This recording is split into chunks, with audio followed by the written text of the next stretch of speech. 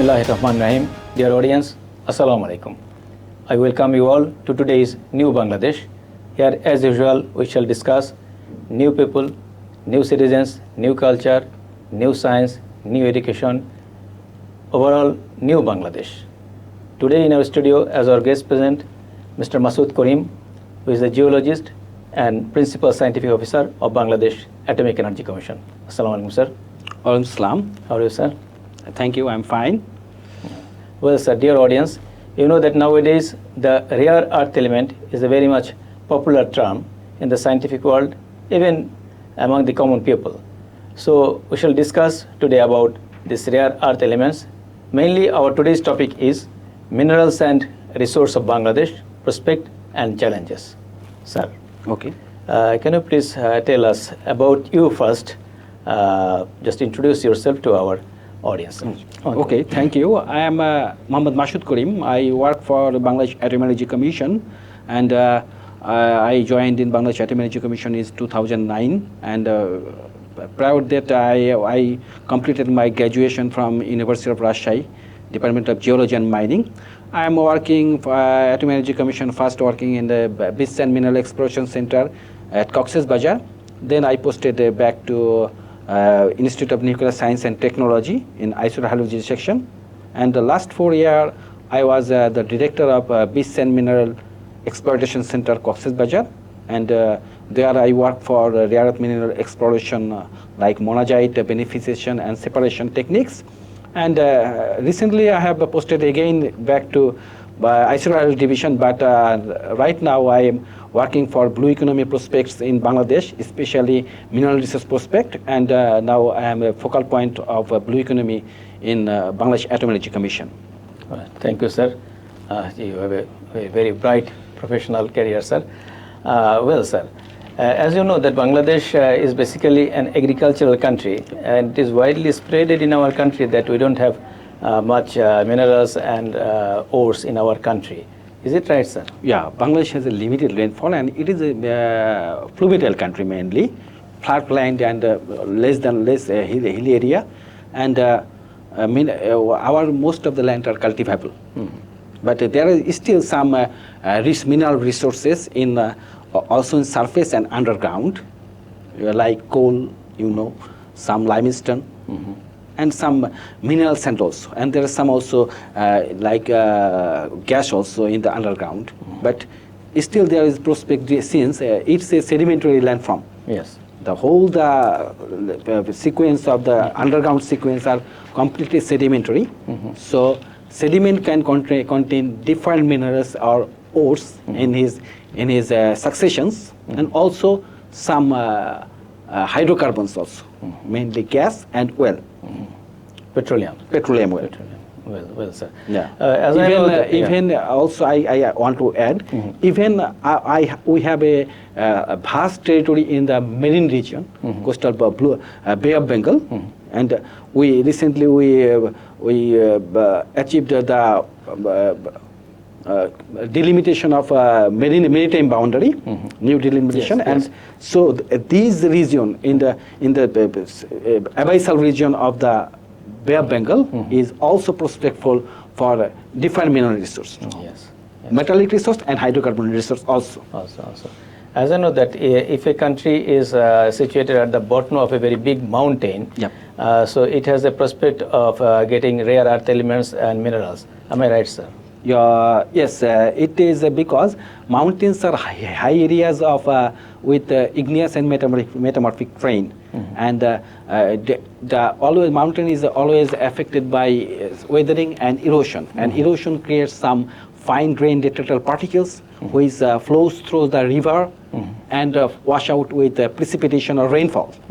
Heavy rainfall occur in the main mountain region and wash out the finer sediments to the plainland, and especially in case of heavy mineral resource, it's at the Piedmont plain of the immediate stoppage or immediate sloping of the mountain or hill region. There is a finer or coarse to finer grain sequence in the Piedmont plain. Like this, in the case of Bangladesh, there is a Kurigram or Lalmoniyat region. There is a two river, main river. One is Tista, and another is Brahmaputra. All the river comes from the Indian territory of Himalayan belt, and take out huge sediments. Yes. And once the sediment come through the plainland, the hydrodynamic velocity of the water drastically drop down. So the final grain sediment becomes settled down according to gradation. That is, heavier grains are settled down faster, and lighter grains washed out with the water flowing in the river. Yes. So heavier grain concentration gradually increases in the Piedmont plain. Same as in the case of our Tista floodplain, there is a heavy mineral concentration graded in the 7 to 10% gradation. There is heavy mineral concentration. Another case occurred in the case of coastal plain. Coastal plain, there is all the sediment flows through the river, and there are also river in the shore current. So we have a beach. Not only beach, we have our prospect in the beach that our beach is sandy beach, long sandy beach. There are several countries which have no sandy beach or like this sandy beach. There are minor strips of hills and then beach. But we have a plain, wide and plain and long sandy beach, unbroken sandy beach. And this beach is always worked with longshore currents and wave action. Wave action creates one thing: lighter sand grains washed out and heavier sand grains concentrated at the beach. Same thing occur in our Coxbazar beach, and along beach of not only Coxbazar, there is Kuakata also, Shundip, Vola. This belt also contains some heavy mineral concentrate. Okay. Yeah. Very nice, sir. Well, sir, it's interesting for me that when do the people, mankind basically, started exploring rare earth element? Yeah. When it was started? Actually, elementary extraction started in later 18th century, 19th century. 19th century, starting of 1900 something. 1900 something time. That time, elementary extraction of different minerals started, especially uranium, thorium, like these things. Why it started? Why? It started because the generation becomes the first semiconductor transistor. Yes. Not semiconductor, but the beginning of electronics. Electronics item like radio, television, even other small equipment like this started. Actually, after the Industrial Revolution. The revolution started in Europe, and all the elementary discovery started in that time. And in this region, especially India, Australia, like these countries, there is a possibility of metallic concentrate in the sand. So this region started to searching or researching on these mineral sand or like this. Rare earth elements. Is there anything related with the nuclear period? Later nuclear period. Actually, nuclear period started in 19th century when Pierre Curie or Madame Curie discovered uranium or peace blend is discovered, and that time nuclear started. But the power of nuclear weapon or like this nuclear power is started for after Second World War or during Second World War. But the energy of the nuclear power is thought about that time. Yes. So the people started exploring rare earth elements or radioactive elements like this. Well, near about 1988, I read in a weekly magazine that we have a good concentration of some rare earth elements in our Cox's Bazar sands, which is basically can be used in producing semiconductors. Am I right, sir? There is some minerals which are related with semiconductor production, especially neodymium or cerium. The main content of monazite minerals. Actually, in this region, Cox's Bazar region, monazite or radioactivity detection was started in 1968. That time, when the first nuclear aspiration of the Pakistan or this subcontinent region started, because already India tried to develop nuclear technology or nuclear weapon. Same time, Pakistan, as a rival country, started to explore his land to where is the nuclear elements are there. As part of that, a reconnaissance survey done in Cox's Bazar region. And they detected a heavy, high elevated radioactivity in the Cox's Bazar beach, especially in the Moish Khali Island, Qutubdia Island, and Inani Teknaf belt. And they discovered there is a monazite content, but relatively low, but these monazite is associated with the heavy minerals. These heavy minerals, there's different heavy minerals in this coastal region. Namely, we can say mainly it is a magnetite and ilmenite, but there is some garnet, zircon, rutile, and monazite also, little amount monazite also. Okay. Till now, we are getting those heavy elements in our floodplain regions and coastal regions. Yeah. So, what are the mineralogical characteristics of the heavy minerals? Yeah. As I said earlier, in coastal region we got heavy minerals like ilmenite, magnetite, rutile, zircon, garnet, monazite, kyanite, selenite, etc. And the same as we can get same minerals in our Piedmont region, but in Piedmont region like Tista floodplain, Meghna estuary, Jamuna floodplain or Brahmaputra floodplain, there are some other minerals also, heavy minerals. Actually, it also contains some hornblende, tourmaline. These the amphiboles. Actually, we call heavy minerals is high with the minerals with higher density, and there is a density barrier. Which the minerals which are which specific gravity is more than 2.88 is called heavy minerals. There's two type heavy minerals: light heavy minerals, which are 2.88 to 3.5 specific gravity, and greater than 3.5 specific gravity like zircon, monazite, rutile, etc. are heavier heavy minerals. Light heavy minerals are hornblende, tourmaline, amphibole. So Piedmont region contain more or less lighter heavy minerals, but also some heavier heavy minerals. In the coastal region, it is mostly contains in heavier heavy minerals. Lighter heavy minerals, most of the in the land from landlocked area or riverine part or floodplain area, characteristic of riverine or floodplain area. Well, thank you, sir.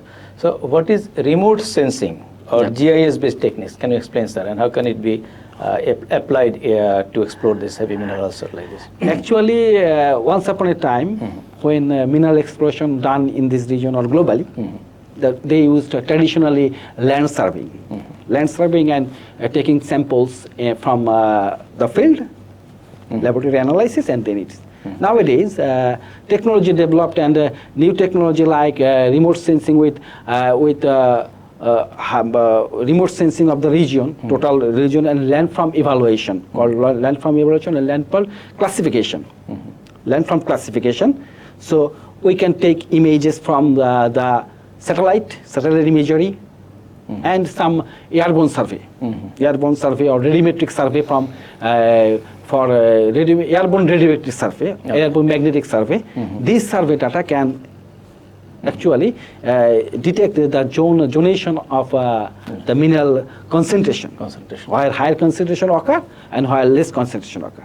Okay. Like this, these types of data can assist to GIS-based technique or computer-based modeling technique, yes, can discretize this area to mineral prospection or heavy mineral prospection like this. So till now, some researchers most of the researchers are using remote sensing technique and GIS for their mapping and resource location like these things. But still now there is a little application in Bangladesh, in perspective of Bangladesh. In a developed country like Australia, South Africa, Indonesia, Japan, and China, especially China, using this technique to locate deposits, not only surface but also subsurface deposits, to make the exploration zone where is the more potential exploration zone can be detected, and then to validate it with the field data. So we can now Bangladesh is trying to develop some techniques, especially Spatial. We have already done. Spatial is trying to develop some techniques, and some researchers like universities or GSB, Geological Survey of Bangladesh, are doing with satellite imagery and mapping or GIS mapping of this satellite imagery data and validating with the field data to make more usable the ground to ground actual exploration scenario or actual concentration or reserve zone detection of mineralogical zone of mineralization actually. Yeah. Very nice, sir. Here I am getting some interesting points, like you mentioned about China. Recently, you know that China is going to help us in developing the semiconductors. So is there any use of our sand resources in this development? Yeah. But China is trying to develop semiconductor, but semiconductor, the elements required in our land from this is also available, but right now we are not prepared to extract it.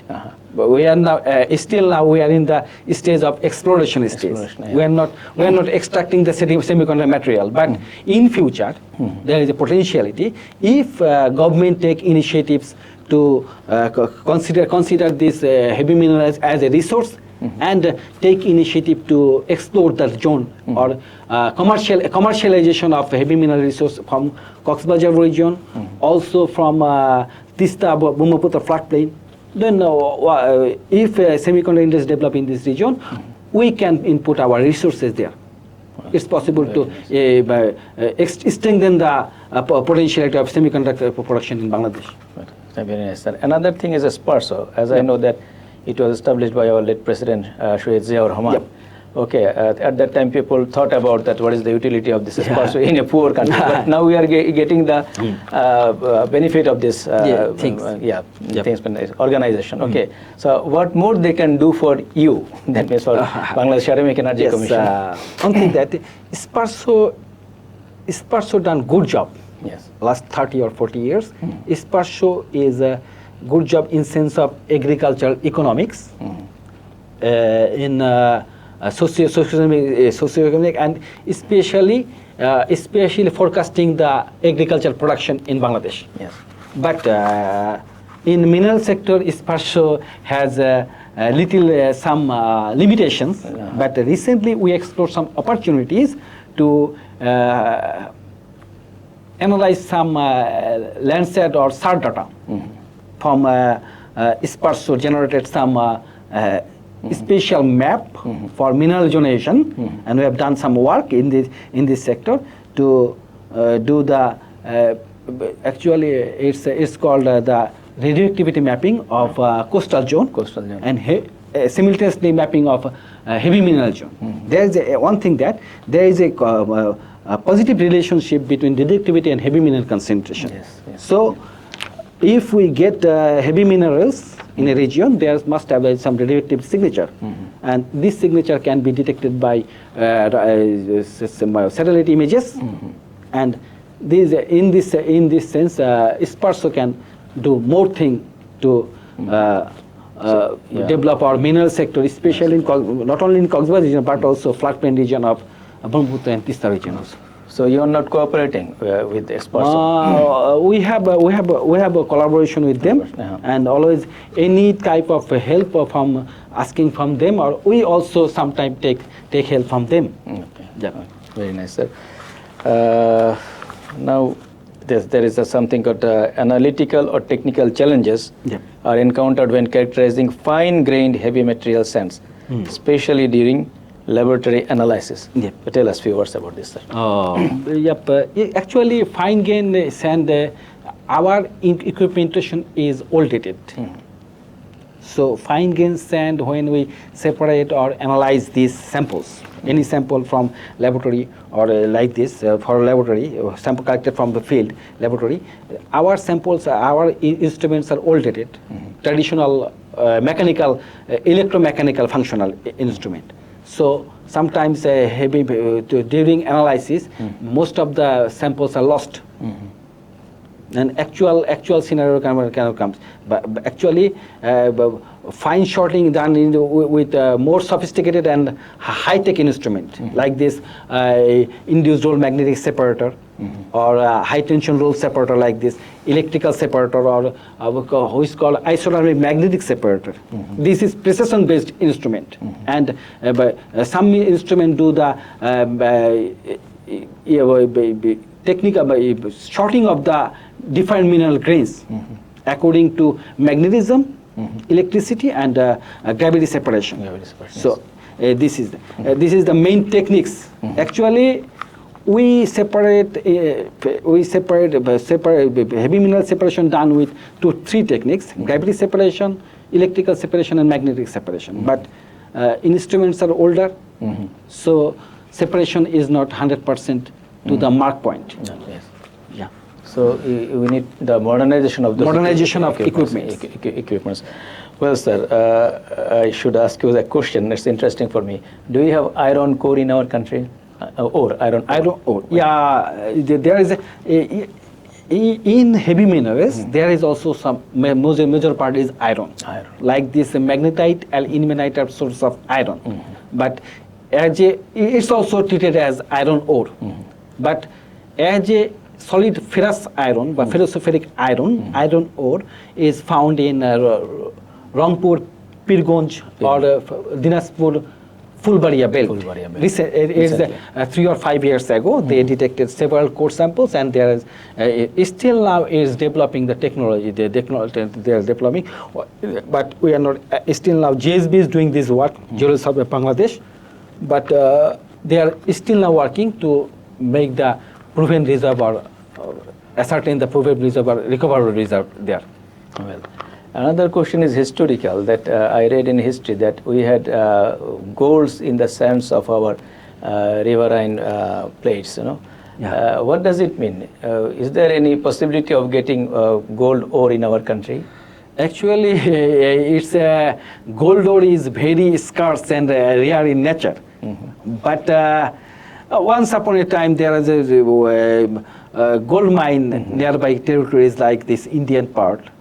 River at Meghalaya or Assam region. River can take some traces of gold with the flood water or like this, and this is that can be mixed with the river sands, like and people can extract it traditionally.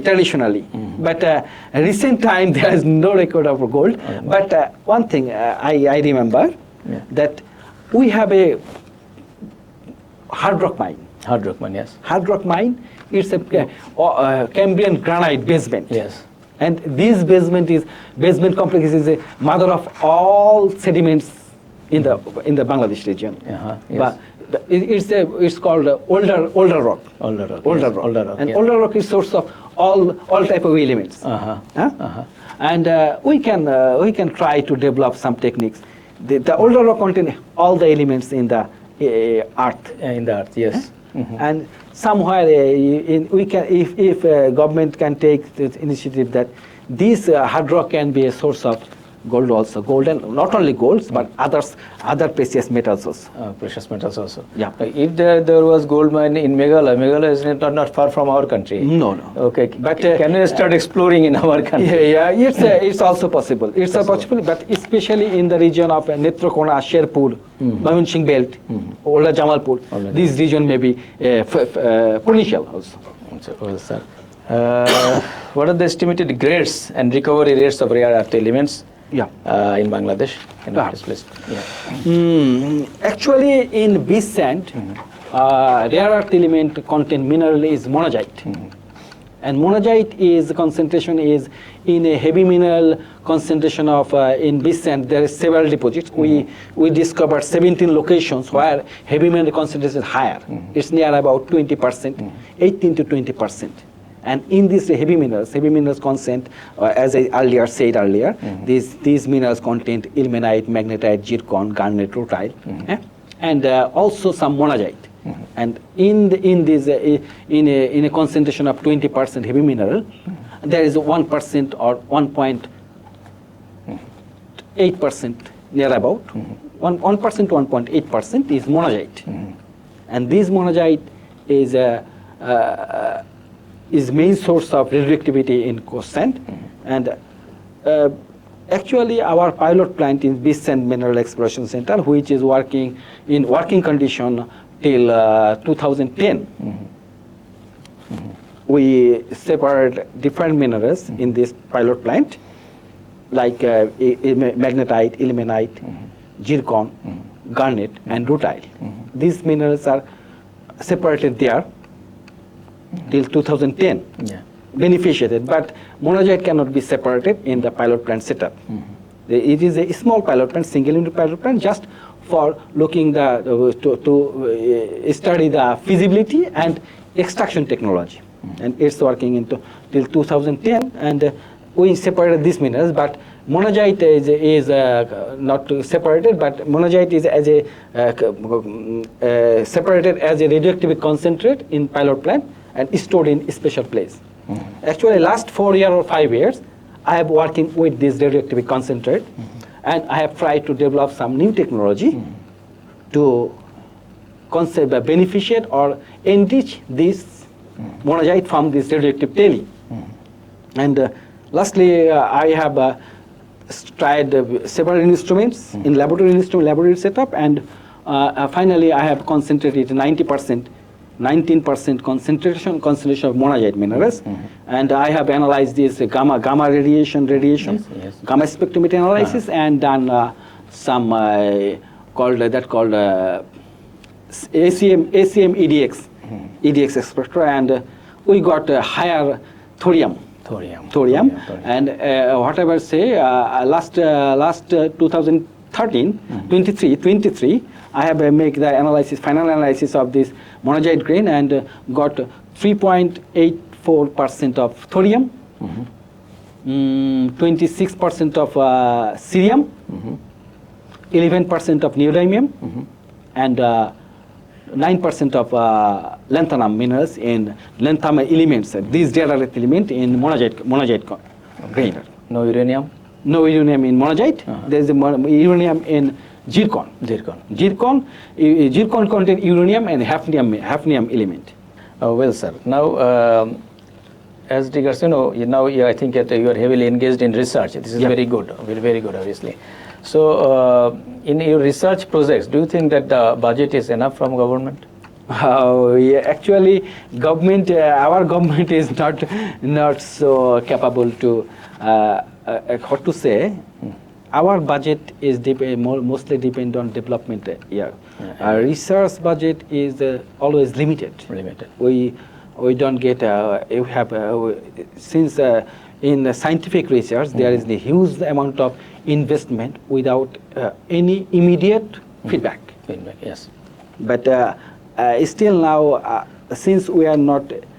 We are developing country still now, but our budget, research budget, also not for Bangladesh Atomic Energy Commission, but also other research organizations like Bangladesh Scientific and Industrial Research (BCS) Science Laboratory, Oceanographic Research Institute. These institutes also got some budget under the Ministry of Science and Technology, but budget is still limited. So they should expand. Government should expand the budget limitation, and government should ensure the vision. Vision, yes. Actually, what we think, our scientific vision is very limited or poor. Yes. Government should take initiative to set the vision of 20 years or 10 years, 20 years, 30 year vision of the country. What is our scientific vision? Scientific vision, yes. We have development vision. Yes. Our country have development vision. Our kind of political vision, Economic vision. Economic vision. But not scientific vision. But our country not have scientific vision. Scientific vision, yes. It is my observation as well. As a man of science, I understand. We are not scientifically visionary. Visionary. Well, now we have a very good leader, a dynamic leader, Dr. Mohammad Yunus, sir. Of course. Okay, who is a visionary leader. Hope that under his leadership, the scientific vision will be expanded. And extended. Extended. Well, sir, is there any role of private sector in this research or in this scientific vision? Can you tell? Yes. But there is a in research in developed country, all the research is collaborated with private partners. Private partners, universities, research institutes are doing the research, but its ultimate outcome is for privatization. Yes. Anything discovered or any technology will be developed is ultimately for the privatization or industrialization or for people, common people. Common people, yes. Any research is ultimate target is to develop the livelihood of the common people.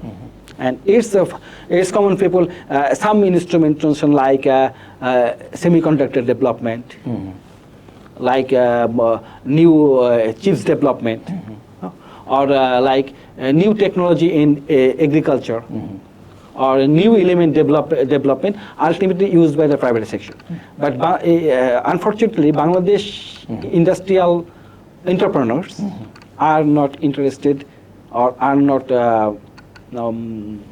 But they must have, I think, CSR program. CSR program, or like this, they must have some industrial academic collaboration. Collaboration, yes. Yeah, there must be. What that okay? What academician or researcher developed that ultimately used by them. Well, is there any foreign investment in our in the development of our science sector?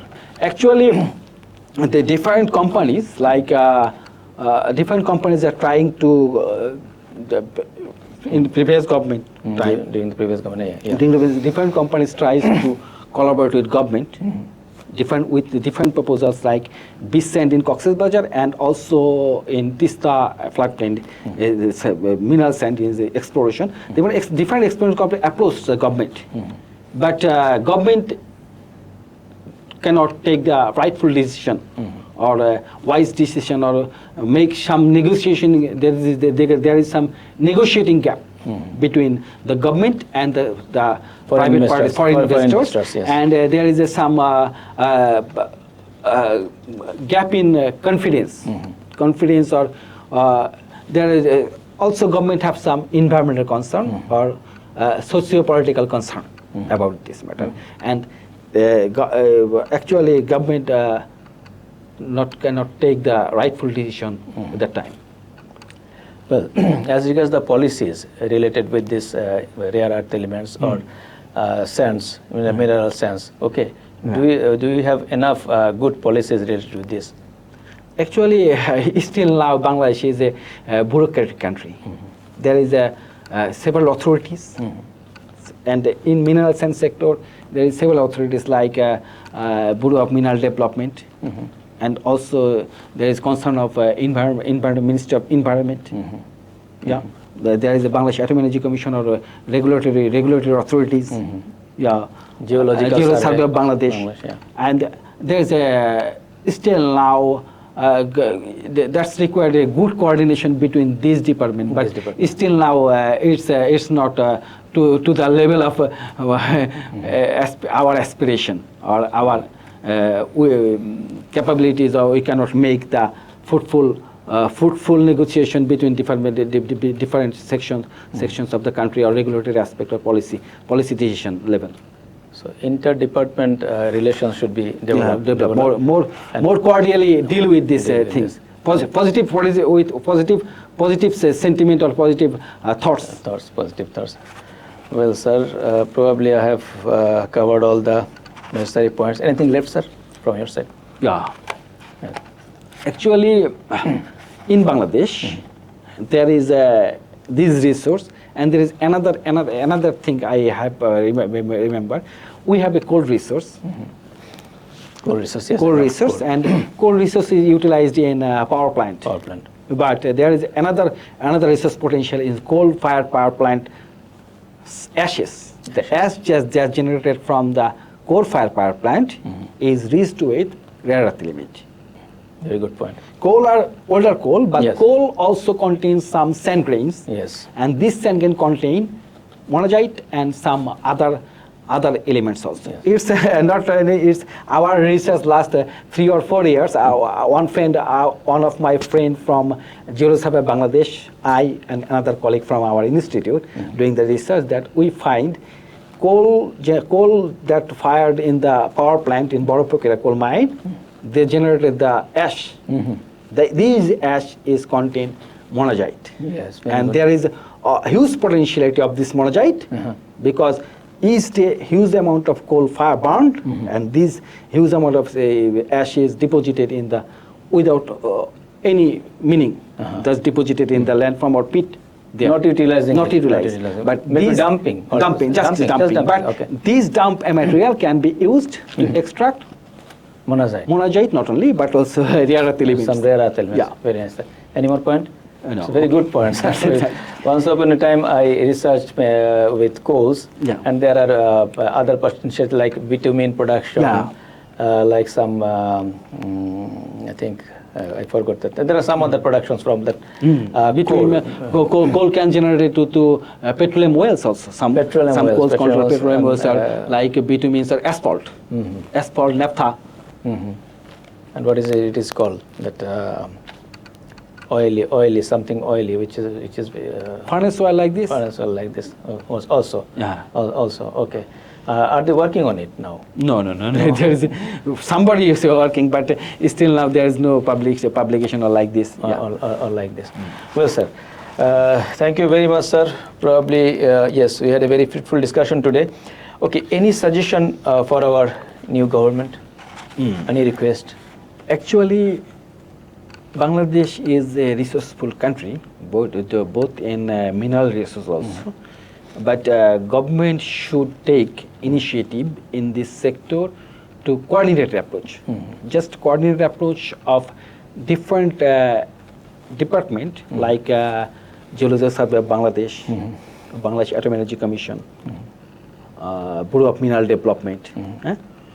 Any project or any proposals can generate completely to especially concern of heavy minerals of Cox's Bazar, heavy minerals of Tista, Brahmaputra belt, and heavy minerals also from other river bed. Other river belts, okay.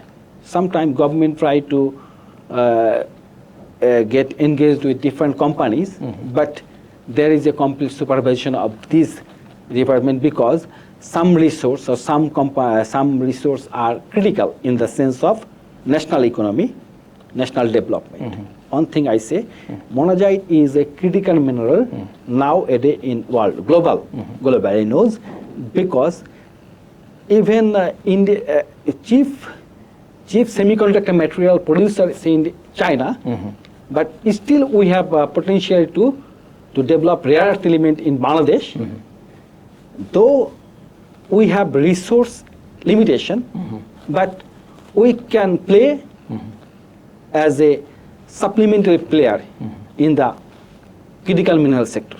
Well, thank you very much, sir. The discussion, I think our audience enjoyed this discussion. And dear audience, this is all with our today's discussion. Thank you very much for being with us. Hope to see you again in our next episode. Assalamu alaikum.